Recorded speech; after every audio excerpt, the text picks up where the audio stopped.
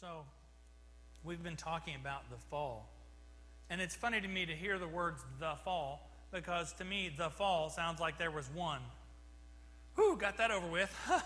Somebody fell and we don't have to deal with it anymore. It's all over. We're all felled out, right? No.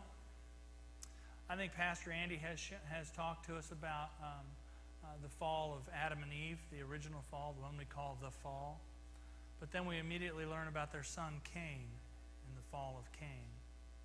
And if you continue to read through, this is all in one book, the book of Genesis, the beginning.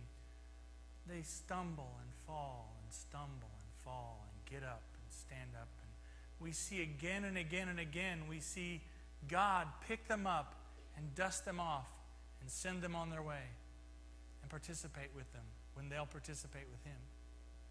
Even the original fall, when Adam and Eve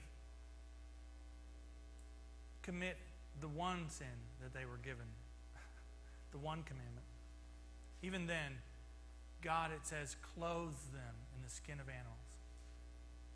God, who they have just, the only other one they have to deal with, the God they know exists and who they betrayed, picks them up and clothes them in their shame. Moves on. Pastor Jennifer talked to us about Abraham and Isaac and about the promise of God to Abraham. And it seems like just a ginormous promise that he makes. But in order to get to that promise, God tests Abraham by putting the thing that is the most valuable to him in front of him and asking him to give it to him. And he does. And Isaac is tested by just doing as his father says in that simple way. Because of that, we see that they are given so much. See, to me, the beauty of Genesis and all of the stories that are in there, and frankly, the beauty of this whole book, is not that it happened, but that it happens today. You see, humanity fell, but humanity falls. There's not a single person in this room that hasn't fallen. Humanity fell. Humanity falls. God saved these people again and again. But praise Him, He saves today. God didn't quit doing that because it's not in those times anymore. God hasn't taken time off.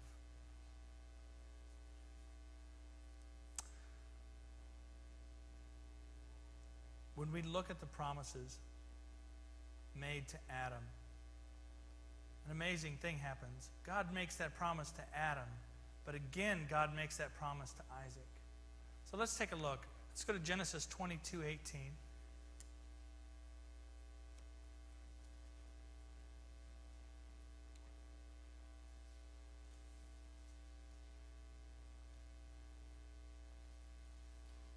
And God says this to Abraham. He says, through your offspring, all nations on earth will be blessed because you obeyed me. All nations on earth will be blessed because you obeyed me. Now, God repeats that to Isaac. Let's go to Genesis 26:4.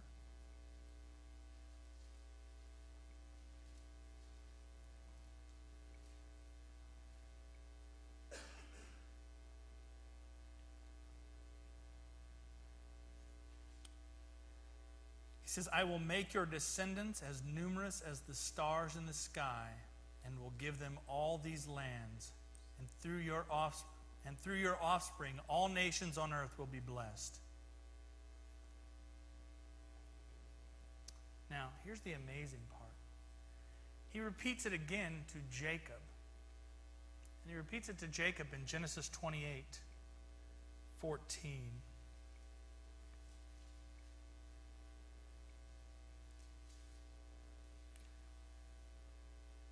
He says, your descendants will be like the dust of the earth, and you will spread out to the west and to the east and to the north and to the south, and all peoples on earth will be blessed through you and your offspring. Why do I find it amazing that he makes this same promise to Jacob? Who's Jacob? Who is Jacob? If you know who Jacob is, then you know why it's kind of amazing that God makes this promise to Jacob. Jacob, he's the son of Isaac. He's the grandson of Abraham. He is the heir to the covenant with God. Awesome. Okay, but then there's Jacob. Jacob, who was born as a twin. Now, if you guys want to read this scripture, there is so much scripture here. It's from Genesis 25 to 50 that we're going to go through today. So I'm not going to be reading it all to you. I listened to it again yesterday on a 4-hour trip from southern Indiana to home. So it's a lot of scripture to go through. But you should read it. Jacob is all of those wonderful things. He is the son of Isaac. He is the grandson of Abraham. He is the heir to the covenant of God. But Jacob is also a twin who, when he was born, was so ornery at that point, at birth, he grabbed the heel of his brother who was going out before him. Wait on me. I'm coming too. You're not getting out of here first. I'm coming with you. His name, Jacob, means he grasps the heel, which is a Hebrew saying for he deceives. That's his name. He deceives. This is the same guy. Now that's in Genesis 25:26. At Genesis 25:27 through 34, this is the same guy. Let me make sure and get that right. Genesis 27:18 through 27. Same guy whose brother comes in after a long time out in the field, and he is starving to death, it says. His brother Esau comes in out of the field. He is so starving. He comes in and says, I must eat. I'm dying. Jacob has a bowl of soup, or a pot of soup on to boil, and he's been cooking it, and it's awesome. It smells great. And his brother is starving, and he says, give me your inheritance. I'll give you a bowl of soup. Huh? Well, I'm just thinking, I got some soup, you got some inheritance. You're the firstborn, so let's make a deal. It's the same guy who goes into his father, Isaac, when he's very old, and even steals his brother's blessing, which was a big deal back then. Dads, if you haven't given your son your blessing, give your son your blessing. Tell him he's a good man and you love him and that he'll prosper. Okay? But this was a big deal back then. He actually goes in and tells his dad. He's so ornery, he goes in and tells his dad, who can't see, that he is Esau. So that his dad blesses him, and he takes the blessing. Esau is so mad. He's, I'm going to kill him. And Jacob finds out and takes off. Now, as the pictures are painted of these two men, we have the picture of Esau, this big, they say he was red, so he had red hair, and he was so hairy that he was red. Okay, and he's this big, burly hunter guy who goes out and conquers and does all these things. And Jacob's a guy who sticks around the house, they say. Wow, aren't you impressed with Jacob so far? Isn't he just the kind of guy you want to put in charge of your stuff? So, Jacob sounds like the kind of guy who should receive God's blessing. But here's the thing. If you knew me like God knows me, I'm not the kind of guy that should receive God's blessing, right? And I suspect there's one or two of us, others of us in this room. So when God picks someone for us to see, it's so we can see and understand what's going on and understand what he can work with. So later we see Jacob becomes a father. He comes into his own home. He has his own wife, his own children, his own sheep and cattle, which is an interesting story. He cheats his father-in-law out of his cattle. But as he's coming into his own, he decides he needs to go home. Well, the reason he needs to go home is because he's taking his father-in-law's cattle and sheep with him. But he decides he needs to go home. But as he's heading home, he's doing this inventory in his head of all of the things that have gone on in his life and where he has been. He just knows when he gets home, his brother is just going to destroy him. But he's got to go home. And he's coming home. Would you look with me at Genesis 32, 22 through 30.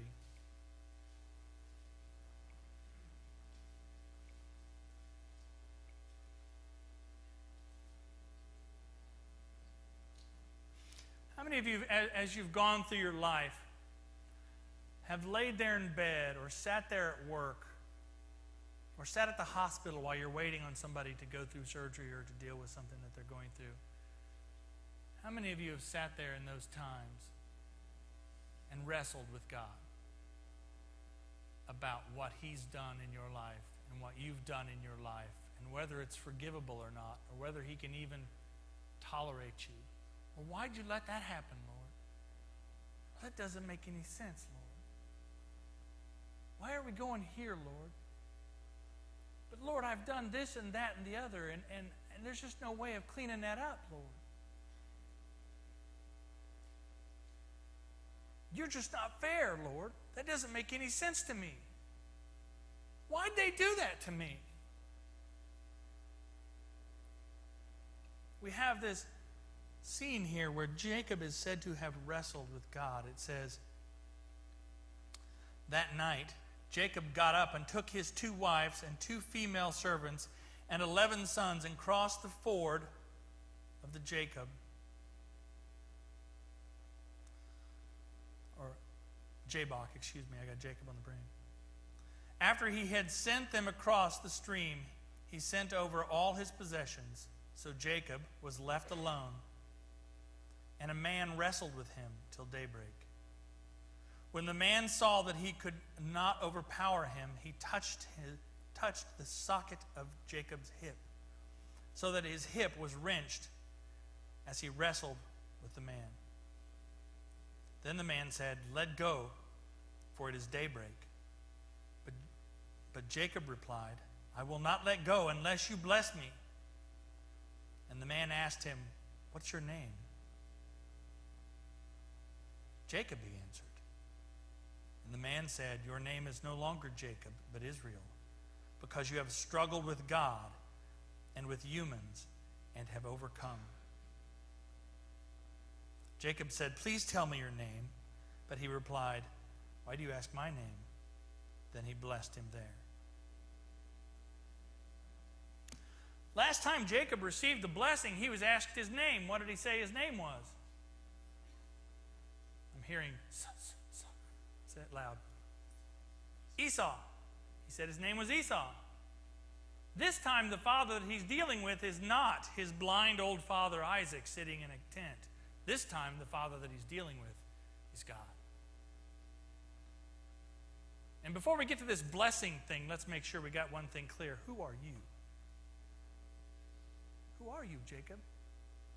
Who are you? I'm Jacob. And God says, from now on, you will be Israel. What's the point?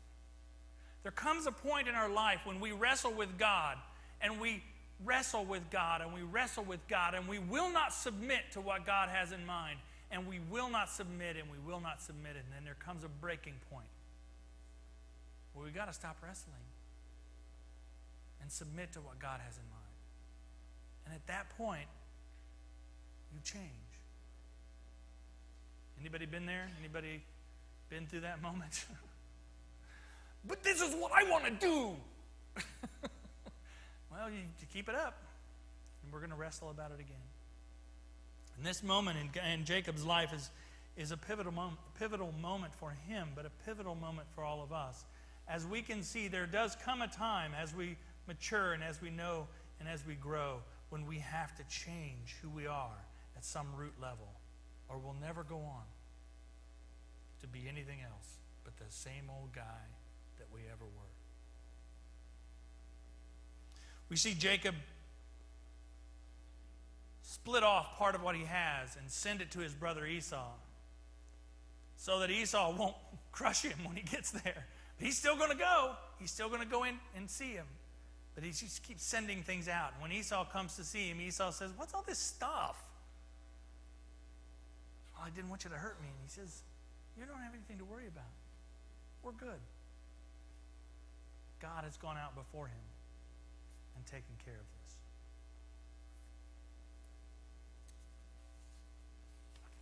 Ever heard the name Israel before? I'm guessing. Okay, so like the kingdom of Israel, the nation of Israel, they got a white flag with a Star of David on it today, still exists, okay? This is the same place. But when we think of Israel, what I want you to think of is I want you to shift in your head, not that place Israel that invented the Uzi and is in the middle of a big mess now, but I want you to think of Israel, the man, and where that came from. Where that came from is Israel and his sons.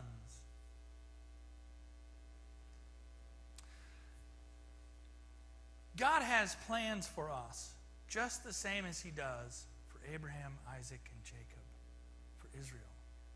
And if we will wrestle with him, if you'll take the time to wrestle with him, if you'll take the time to be involved with him, you don't have to agree with him when you go to talk to him. You will eventually. But you don't have to agree when you go to talk to him. He wants to hear it. Tell me your thoughts. What are you thinking? Bring it. I'm ready.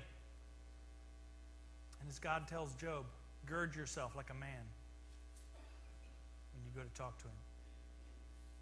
He's ready to go.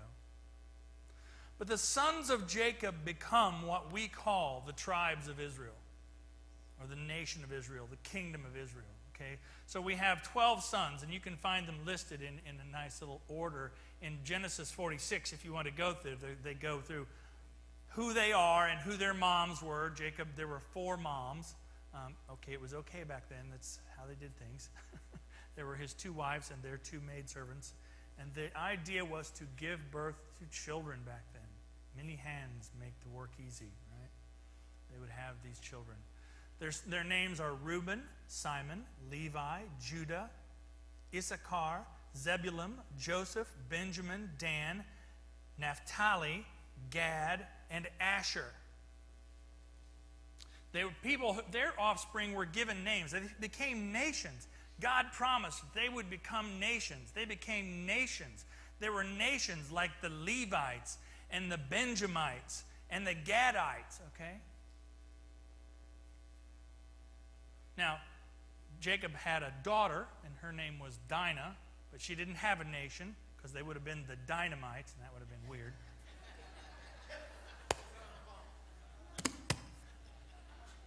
I'm riding down the road, and I'm thinking, I'm listening to the Bible, and I'm listening to this, and I'm going, Dynamites. Okay, wow.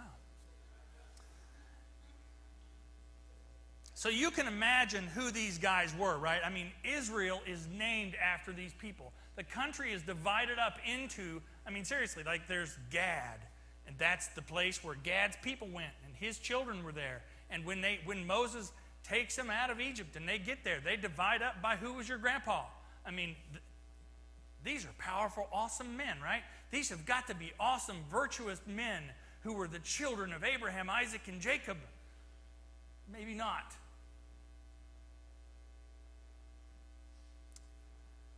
One of them, Judah,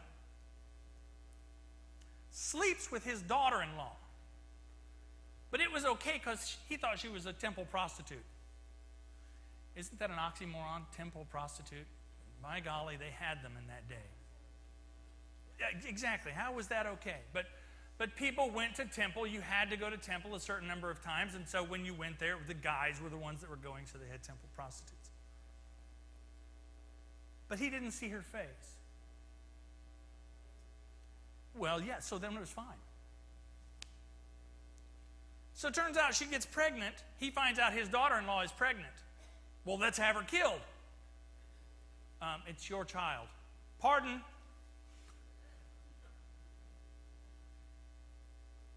These are the people.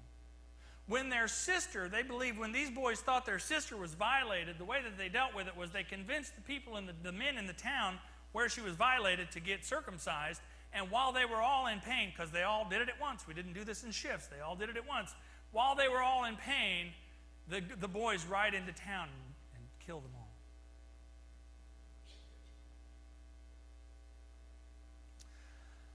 They were out in the field working as a crew, and their little brother Joseph was sent out to help.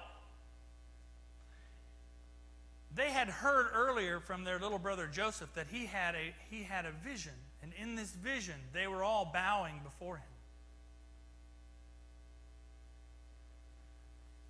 Because he said this and they were so upset with him, when he got out there, they plotted and they crammed him into a water barrel and put the lid on. They were going to kill him and put him in the barrel, but one of the boys said, let's not do that, let's just put him in the barrel. Then they sold him as a slave.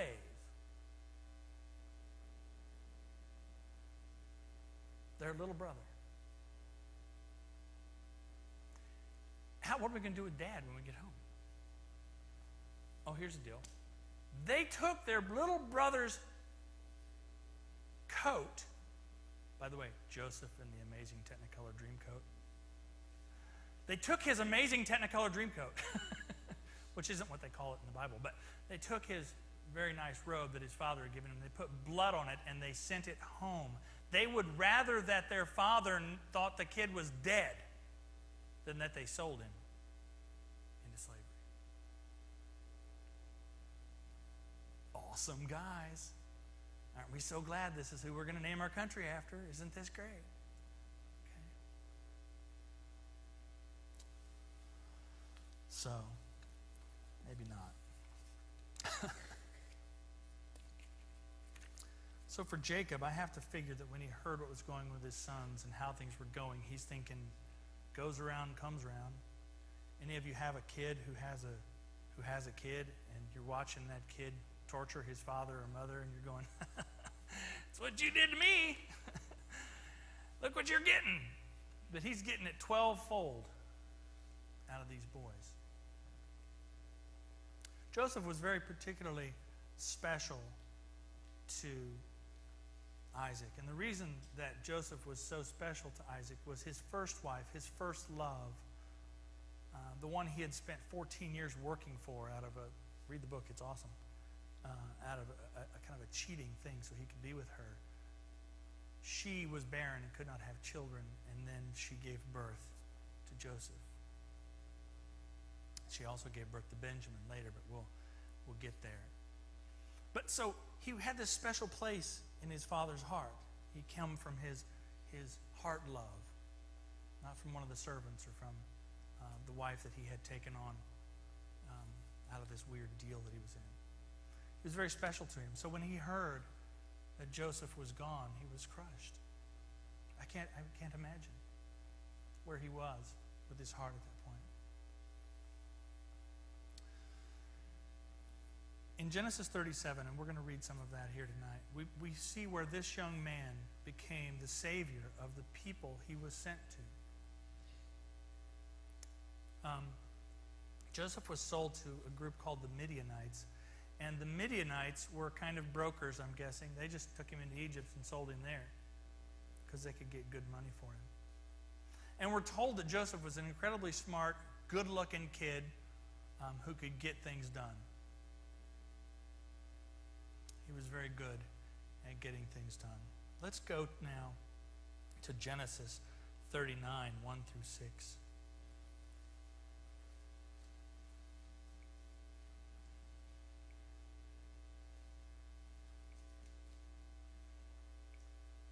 And it says something interesting there.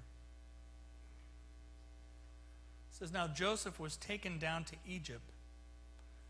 Potiphar, an Egyptian, who was one of Pharaoh's officials and the captain of the guard, bought him from the Ishmaelites who had taken him there. And the Lord was with Joseph so that he prospered. And he lived in the house of the Egyptian master. And when his master saw that the Lord was with him and that the Lord gave him success in everything he did, Joseph found favor in his eyes and became his attendant. Potiphar put him in charge of his household, and he entrusted his care in his care everything he owned. From the time he put him in charge of his household and of all that he owned, the Lord blessed the household of the Egyptian because of Joseph. The blessing of the Lord was on everything Potiphar had, both in the house and in the field. So, here we have Joseph, who has been brought here as a slave.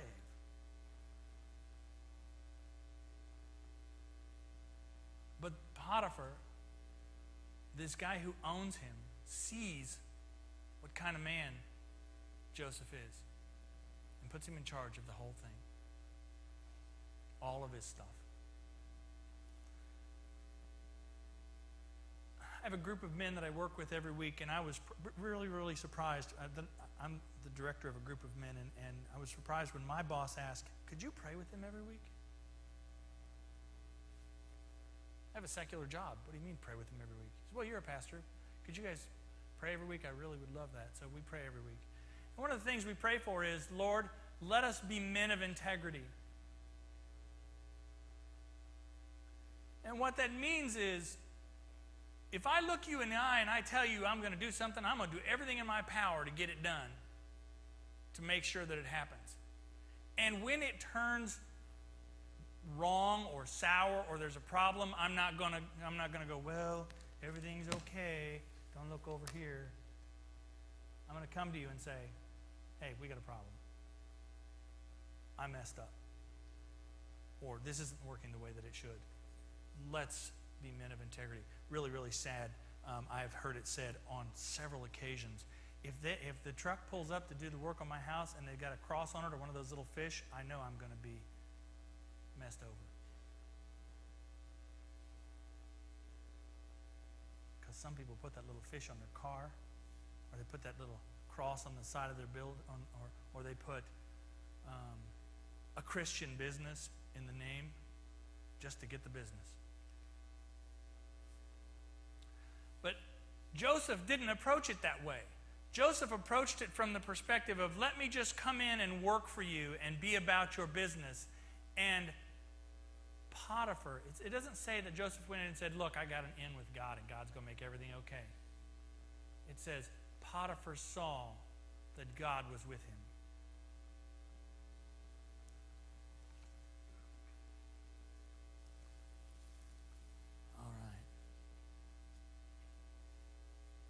So let's move down to 6. It said, "So Potiphar left everything he had in Joseph's care with Joseph in charge, and he did not concern himself with anything except the food he ate. Now Joseph was well built and handsome. And after a while, his master's wife took notice of Joseph and said, 'Come to bed with me.' But he refused." That's just weird. I'm just telling you, for a young man, that's just weird. But imagine the impact that has on the world and the people around him as he says, I'm sorry. I can't do that. She wasn't going to have that. That wasn't going to be okay. And so she continued at him and continued at him and continued at him.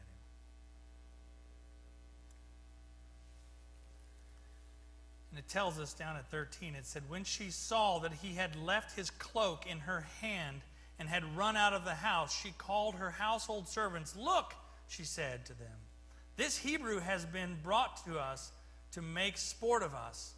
He came in here to sleep with me, but I screamed, and when he heard me scream for help, he left his cloak beside me and ran out of the house. And she kept his cloak until his master came home.'" Well, this does not go well for him. And he's put in prison. Thankfully, he's just not killed immediately, but he is put in prison. And as he is put in prison, we begin to see some of the other things that Joseph has that he can do. Join me at 40, if you would, chapter 40.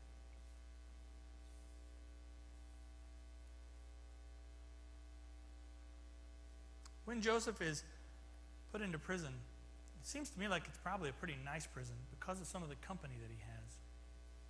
While he's there, He is in with the cupbearer to the Pharaoh, and he is in with the baker, the chief baker to the Pharaoh.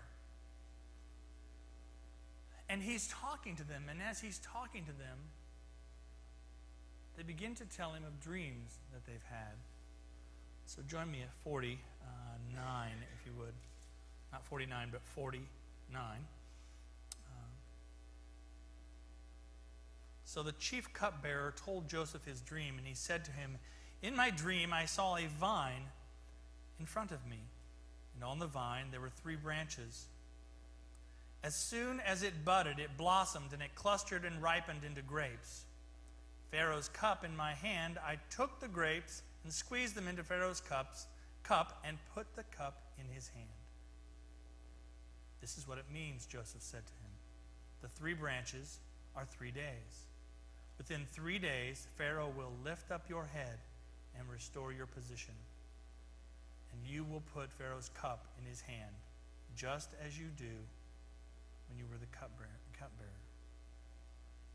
But when all goes well with you, remember me and show me kindness. Mention me to Pharaoh and get me out of this prison." So then we get to the chief baker. It's at 16. He says, "When the chief baker saw Joseph had given a favorable interpretation he said to Joseph, 'I too had a dream. On my head were 3 baskets of bread. In the top basket were all kinds of baked goods for Pharaoh.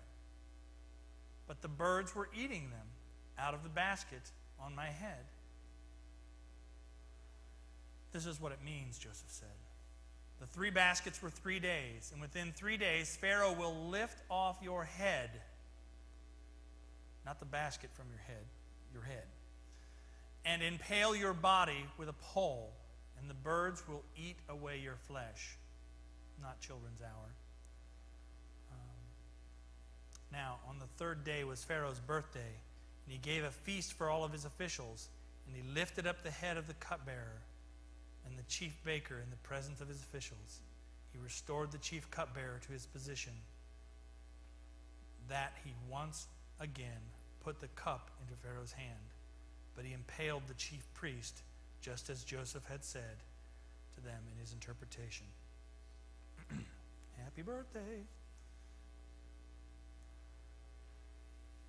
But Joseph has now been seen as a man of integrity. He's also been seen as someone who can divine dreams and understand things very well. So the cupbearer goes back to Pharaoh, and he immediately runs in and goes, "I got this guy named Joseph, and he can help you out." And no, he doesn't. He forgets Joseph. Joseph is left there.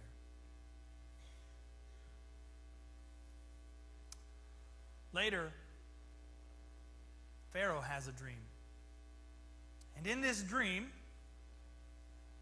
the Pharaoh dreams that there are, I'm gonna actually go back in and let's find the dream. It's at 41:16. I thought, I'm just going to go ahead and just tell them this dream. And I thought, no, this is just so weird. It's like a sci-fi movie.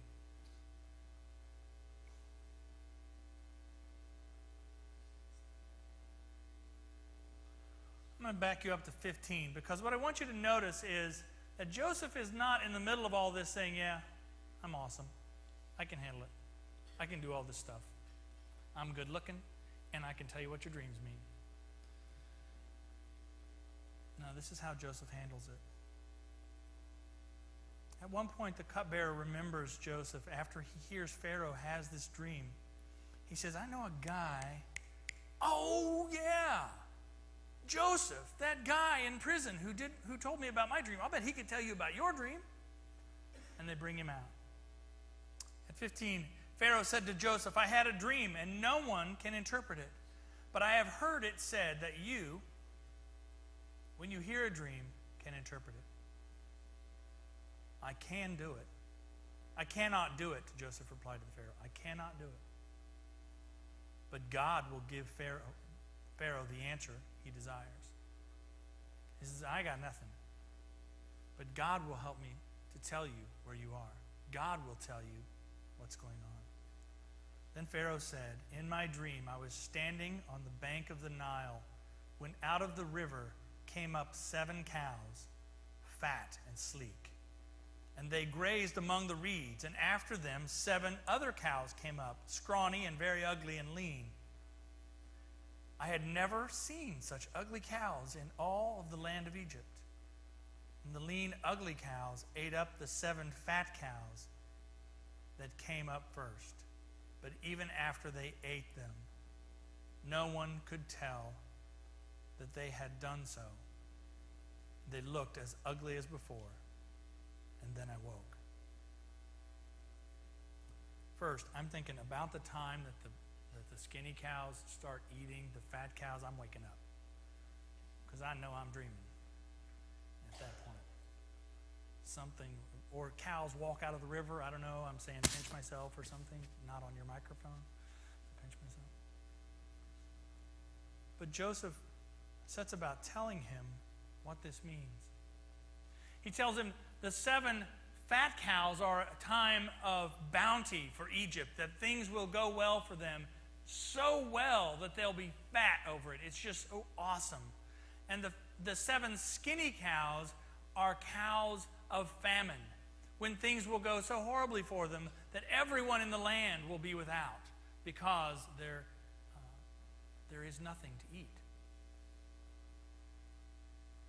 Joseph says, now, if I were in that situation, what I would do is I would start putting away, telling everybody in the land, for the 7 fat years, I would tell them to put away 1/5 of everything. 1/5 of all the grain and all the crops that they collect. And I would have them put them away for those 7 years. And then when we get to the second set of 7 years, when we're in famine, you'd have all this stuff, and you would have enough to feed everyone. And Pharaoh's just astonished. He's like, get this kid. Is there anybody else here who is anything like him? Is there anybody here who is anything like this young man? He says at 41:37, the plan seemed good to Pharaoh and to all of his officials. So Pharaoh asked them, "Can we find anyone like this man?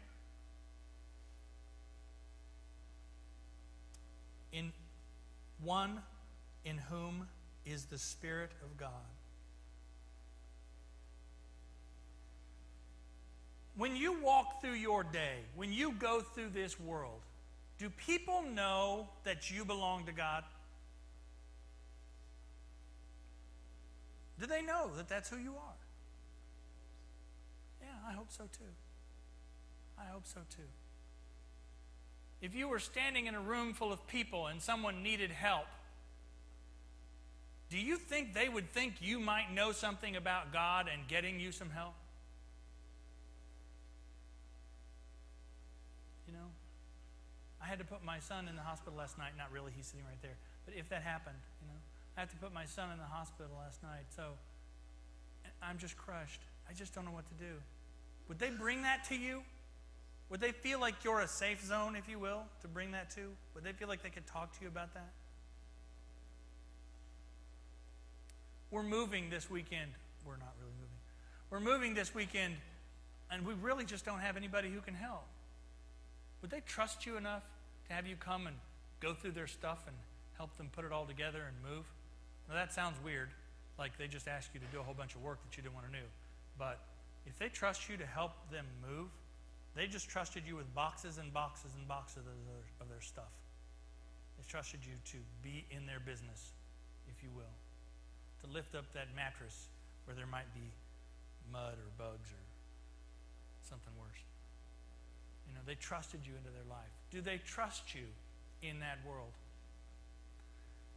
Joseph has, through being someone of integrity, somebody who can come through, he is clearly, people who don't even believe in Jehovah are coming to him believing that Jehovah is on his side. And if he is on his side, they will be fine. If they can tie their horse to this guy, they're going to be good. Or if nothing else, he knows where the answer is. Are you that person? For other people? You can be. You don't have to be able to stand up here and give a sermon. In fact, there are people who wouldn't trust me because I stand up here and give a sermon. There's stories and there's pastor stories. Pastor stories aren't true. There are people who feel the opposite way. Maybe they trust you just because, like Joseph, you can consistently be there for them over and over again and just do your job and be a good man or a good woman and do the right thing. So Joseph is put in charge of it all. He's put in charge of all of Egypt, the whole schmear, all of it, everything. If with the exception of something that Pharaoh has to do, Joseph's in charge of it. So from little annoying brother to this ornery bunch of boys to ruling Egypt. And the difference is that he gave credit to God. He worked as a man of integrity and did what he said. And he could tell people things from God. He leaned on God for his information. So, first 7 years, things are rocking. Things are great. We're putting stuff away. Joseph has gone out. He's put together a program. He's got the forms to fill out. He's got the trucks that come by to get the stuff. He's built the places to put all the. They don't give us this detail, but just, I'm assuming. And he's got it all together. And so for the first 7 years, they have just put away and put away and put away and put away, and they're in good shape.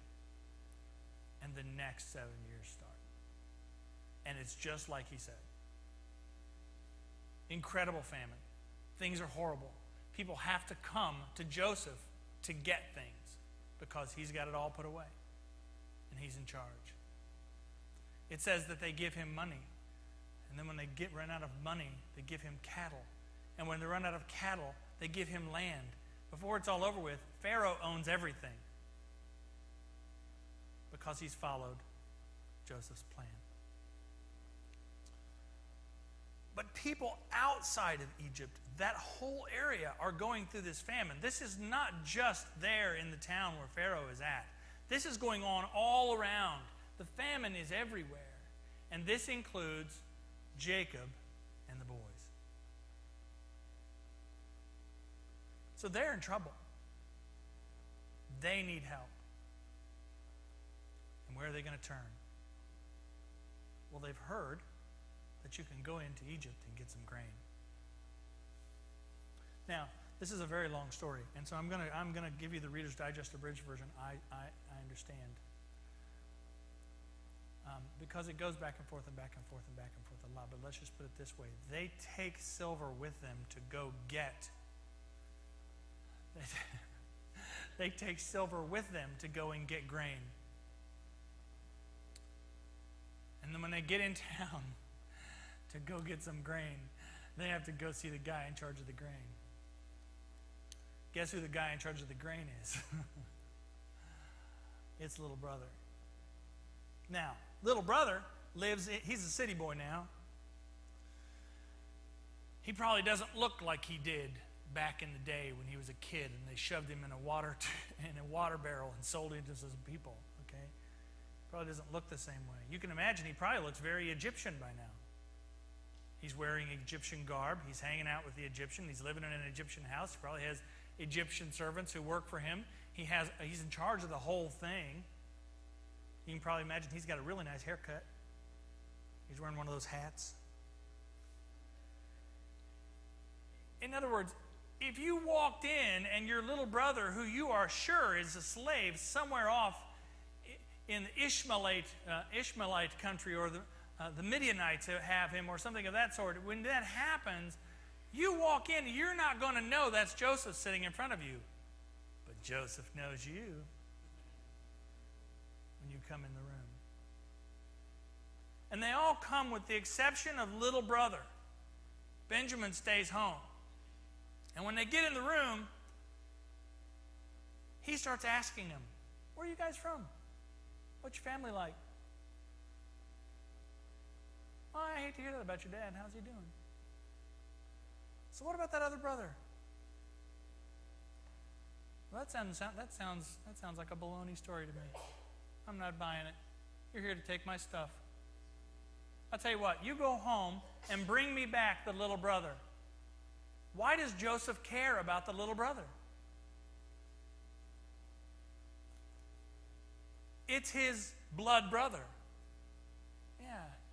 Remember I said Joseph was the son of Rebekah, who was barren. In other words, she couldn't have children, which was like this big awful thing to them back then. People would pay for that now. They do. Couldn't have children, but she has Joseph, and then she has one more. She has Benjamin. And when she has Benjamin, it's not good for her.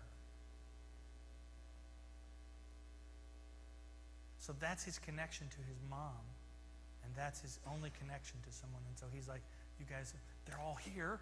You can just hear in his head, they're all here, and they don't bring Benjamin. I mean, I'm looking at all these people. They got everybody but the one I want to see. The rest of these boys, I just had their head cut off. But they didn't bring him. So long story short, he takes their money for their grain, and he says, you bring that boy back. And he sends them home. When they get home and they open their bags, there's the money for the grain on top of the bags. Oh, what on earth is going on here? So they go back. They have to go back later. And this time they decide when they go back, they have to take, they eventually have to take Benjamin with them. When they take Benjamin with them, Joseph has a table set out for them, and he feeds them. And it says there were 3 tables. There was the table where the boys were eating, there was a table where Joseph was eating, and there was a table where the Egyptians were eating, because even though Joseph is who he is, the Egyptians do not eat with Hebrews. They're just nasty. And Joseph is just tore up about it. In fact, at one point it says he goes off by himself, and he is just struck by the whole thing, that these guys are here. So finally, at Genesis 45,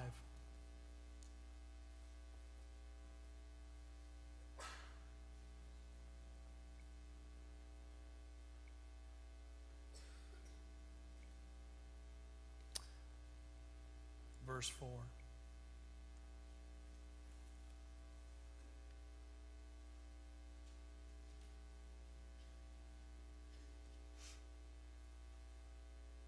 Joseph looks at them. He really takes them right up against it. If you're looking for a good book to read, this is awesome. It's a bestseller. Just go to Genesis and just start reading it. It's awesome. They got 2 different versions of the Adam and Eve story. It's great. There's thieves and pirates and good guys and kings and queens. It's great. At 4, he says, then Joseph said to his brothers, come close to me. You can just feel it, right? He's like, when you get up here and you look me in the eye, you're going to know who I am. When I tell you, you can just almost see it. He says, come close to me. And when they had done so, he said, I am your brother Joseph, the one you sold into Egypt. And now, do not be distressed. Don't be distressed. Are you kidding me? If you read the story, there's some of these boys who were particularly deep into having him just killed and put in a barrel. And it didn't say, and they sent him away while they talked about it. And now he's down here looking at, I'm Joseph. Isn't that awesome? And you can just feel the hair on the back of their neck come up all the way down to the back of their heels. Okay? He says, I am Joseph. And now do not be distressed, and do not be angry with yourselves for selling me here, because it was to save lives that God sent me ahead of you. For 2 years now there has been famine in the land, and for the next 5 years there will be no plowing or reaping. But God sent me ahead of you to preserve for you a remnant on earth, and to save your lives by a great deliverance. You see, Joseph is said to be a prequel to Jesus. Jesus was sent here and suffered what Jesus suffered. And his response was, Father, forgive them, for they know not what they do.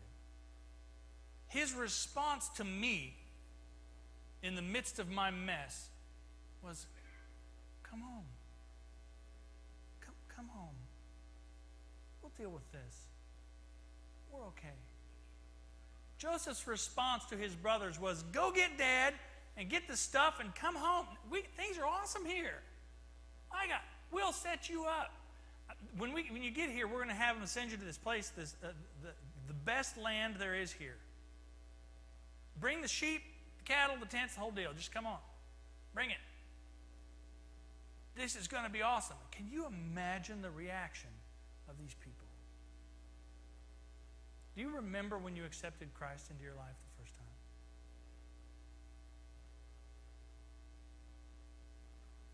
If you were where I was when I accepted him the third time, this time we really mean it. I will never forget that moment in my life. I will never forget that moment in my life. If you ever wonder why, now this is, if you ever wonder why the Catholics say the best Catholic is a converted Catholic, and you know, if you've talked to me in private, you know, to me, it aggravates me when someone says they used to be a Catholic and now they're a Christian. Excuse me? I would argue with you the same can be said of a Christian, and they are, a Christian of any sort. Some of the best Christians are converted Christians. Why? Why do Joseph's brothers appreciate what they have from him more than anybody else in that land? They see the change. The Egyptians are walking around going, this is all our stuff anyway. We'd have been all right. That Joseph guy is making us give us our land and our cows and our money, and now everything belongs to Pharaoh. How obnoxious. Because it was always theirs. I ask you, Christian, who has always been a Christian, who was raised in this church, who had a drug problem at church. You were drugged to church every time the door opened. I ask you, do you understand what Jesus gave you? Do you get it? Because I get it. I get it. And I'm looking in the eyes of people here. I know they get it. I know some people in this room that get it. You need to get it. You need to wake up and smell the Jesus. You need to know what happened for you. Because what happened for you was, even though you were here, there's going to come a time in your life when you're going to wake up and recognize that without him, it would be famine. You'd be done. Jesus and Joseph both spoke to the people of Israel about the future of God. Both were sold for pieces of silver. Jesus got 30. Joseph only got 20. Both were believed to be killed by these people. Both are frustrated with the very people there to save. Both have no record of sin. Both stand up to authority with one thing in mind: God can save you.